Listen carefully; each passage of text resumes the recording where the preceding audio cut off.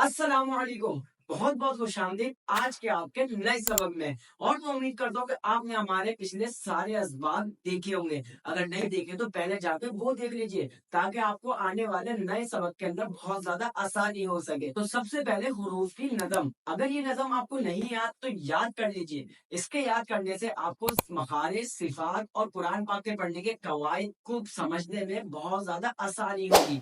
तो सबसे पहले जबान की नोक से है 12 और उन 12 अल्फाबेट में से हमने पढ़ लिए सा, राल। आज हम लोग पढ़ेंगे वो। याद रखिए, सा का मखरज क्या था? जबान की नोक ऊपर वाले दांतों से लगे तो क्या अदा होता है? सा। और दाल का मखरज क्या था? जबान की नोक ऊपर वाले दांतों के किनारे से लगे तो क्या अदा होता है? दाल।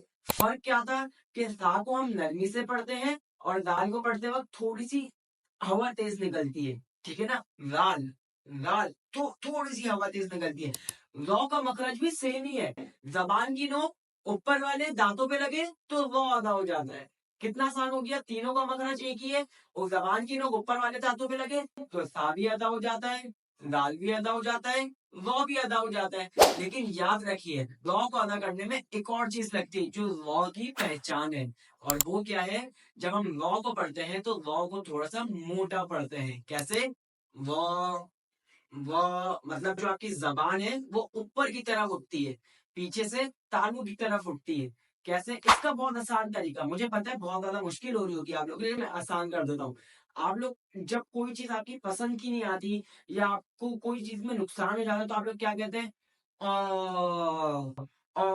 तो इसी तरीके से लॉ, लॉ, लॉ। कितना सिंपल हो गया। जब आप लोग अ कहते हैं तो आपकी जुबान ऊपर उठती है ना, इसी तरीके से लॉ। देखिए, पढ़िए आ, ओ, रा, लॉ। देखिए, जब आप आ कह रहे हैं और ला कह रहे हैं तो आपकी जबान में, आपकी जबान को आपको बिल्कुल भी ऊपर नहीं उठाना। लेकिन जब आप अ कहते हैं तो आपको अपनी जबान को हल्का सा ऊपर पुश करना पड़ता है।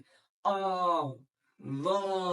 और अगर आपको मैं एक और चीज बता दूं, जब आप वॉ लिखते हैं यूं करके, जब आप वॉ लिखते हैं तो आपने एक चीज नोट की है, वॉ की भी ये चीज ऊपर की तरफ उठती है ना?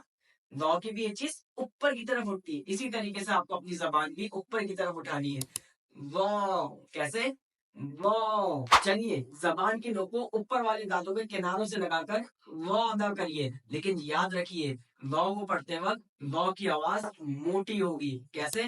आओ, आओ, वाओ, आओ, वाओ। तो दोस्तों, अब मैं आपसे एक क्विज पूछता हूँ और आप उसका मुझे क्विक आंसर दे हैं। सवाल ये है कि लॉ को कैसे पढ़ते हैं? और आपके पास ऑप्शन है ये। बिल्कुल सही जवाब। बहुत मोटा और ऊंचा, लाइक ऑ। इसी तरीके से लॉ, ऑ, वाह, कितना आसान है। कोई, बिल्कुल आसान है, कोई मुश्किल नहीं है। आपको बस इसकी प्रैक्टिस करनी है। चलिए, अब मैं पढ़ता हूँ और आप मेरे साथ पीछे पीछे पढ़िए, यानी कि थोड़ी सी मशक करते हैं। याद रखिए, लॉ को जा और लाल की तरह मत पढ़िए और जबान को भी ज्यादा बाहर मत निकालिए। सिर्फ जबान की नोक ऊपर वाले दांतों के किनारों पर लगाइए और थोड़ा सा मोटा करिए। जैसे कि औ, Oh, औ, oh, वारीरू, Vaviru, वारीरू, Variru, one one दिन then one, one, one one दिन then वन, one, औ, oh, औलम, oh, lam, औ, oh, औलम, lam, वा, wa, वालिम, walim, वा, wa, वालिम, walim, ली, li, औलीम, alim, ली, li, औलीम, alim, लू, lu, लुन, one, लू, lu, लुन। one, बहुत खूब। तो दोस्तों, अब मैं आपसे बस एक लास्ट में एक क्विज पूछ लेता हूँ और आप उसका मुझे क्विक आंसर कर दें। तो सवाल ये है कि लॉ को अदा करने में जबान की नोक को कहां पर लगाएं? सही जवाब, जबान की नोक ऊपर के दांतों पर लगाएं।